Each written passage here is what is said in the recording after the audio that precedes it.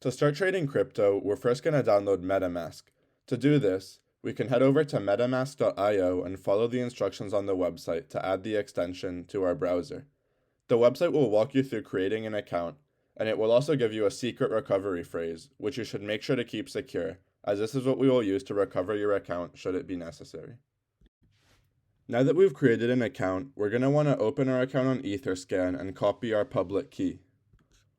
Now, we can head over to the Girly test faucet and request our first Ether. In order to do this, we're going to have to post our public key on Twitter or Facebook and provide the link to the post. The faucet requires this to prevent anyone from abusing the faucet. Once we do this, we can put in the link to our post on the faucet and request the Ether.